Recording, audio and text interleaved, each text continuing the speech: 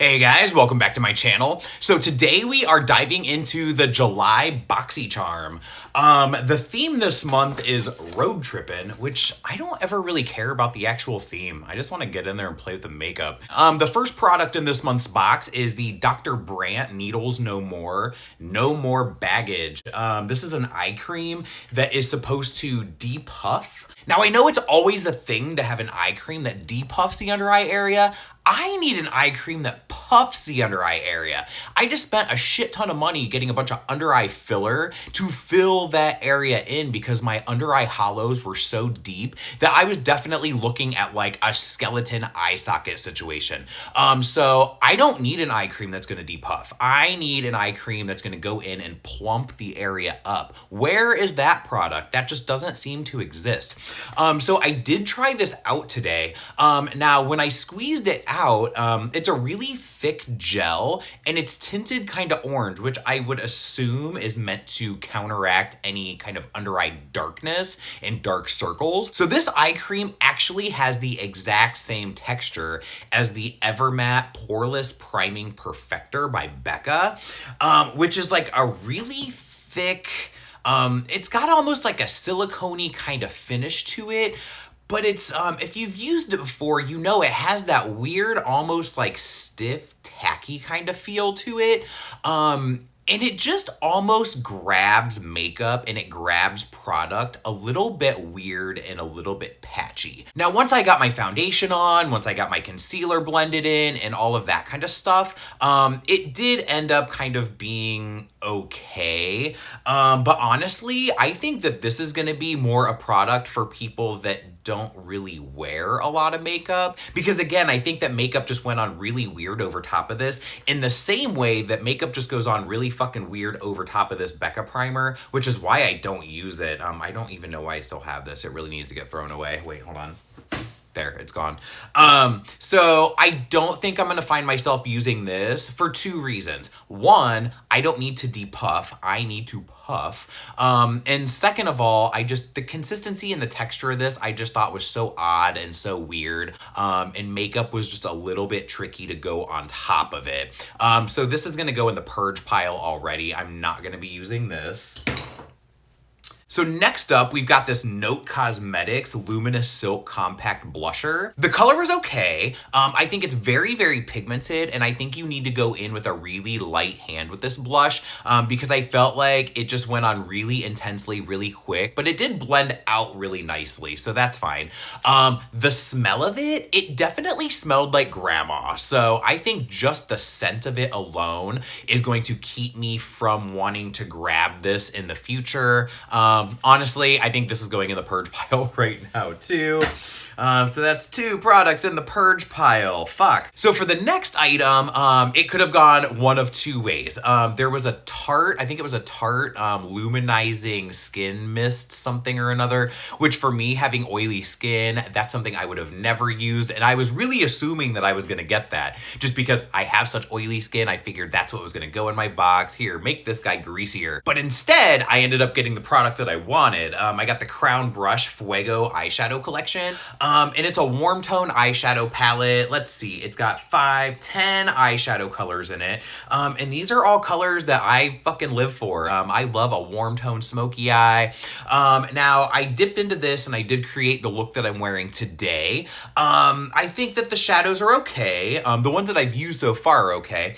The transition shades were nice. The deeper matte colors were kind of okay. They kind of reminded me almost of like the MAC eyeshadow formula. The kind of champagne-y pink tone that I use on my lid. I actually really did like that color a lot. But this light highlighting shade in the corner here, I did have a little bit of trouble with it. I did struggle a little bit. I went in first with a dry pencil brush just to hit the inner corner highlight, and it just didn't seem to do much. So then I went in and I misted my brush down with a setting spray, went back into the shade, hit it on the inner corner, and it still didn't didn't do much. I wet my brush down a second time and then ended up going in with that third layer of product just to get a little bit of a highlight on my inner corner, which I still just don't think it showed up that well. I did end up going in and using that same shade as my cheekbone highlight, which I think on camera, it's probably reading a little bit more intense than it looks in real life. Because in real life, it's barely there. It's barely noticeable. I think it did show up a little bit more on the tip of my nose.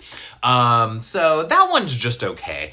And honestly, I've got the 3502 Second Nature palette from Morphe, which I fucking love. And I have so many warm toned eyeshadows, whether they're single shadows, whether they're included in other palettes. So again, I was excited to get this eyeshadow palette because it really was the option that I wanted out of the two options there were to have. But this is going in the purge pile as well.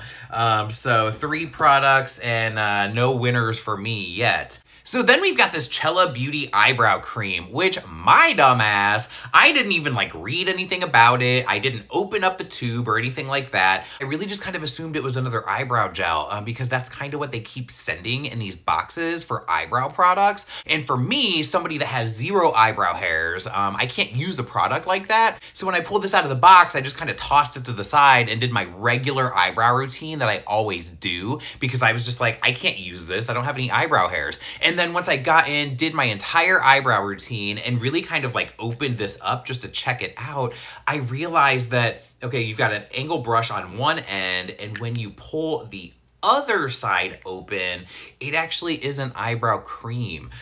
So this is a product that I would use. But again, my dumbass didn't even open it up to inspect it and see what the actual product was. So let's go ahead and just see what that looks like. So you've got the one end that has a cream in it. You've got this little brush on this side. And then I guess you're supposed to just kind of, it is kind of weird. Let's see. So is the product itself decent?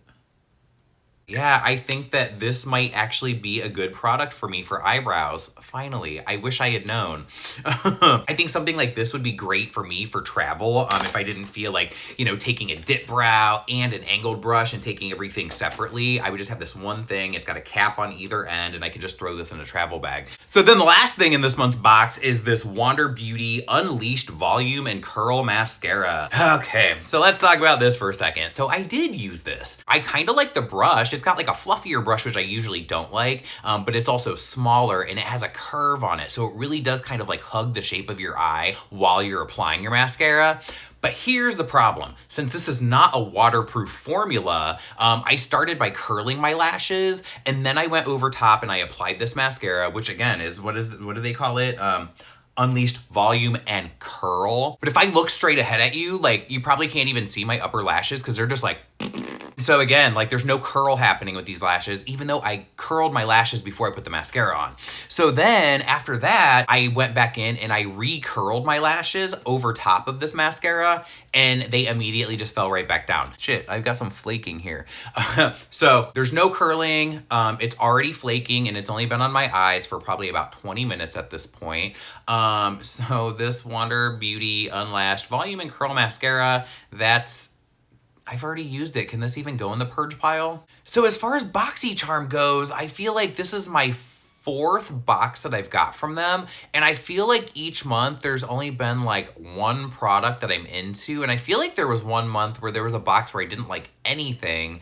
And then again, I feel like this month's box was kind of a dud. Even though I did get the eyeshadow palette that I wanted, it was just kind of okay. And I really already have those colors. Everything else, I'm sorry, this was a...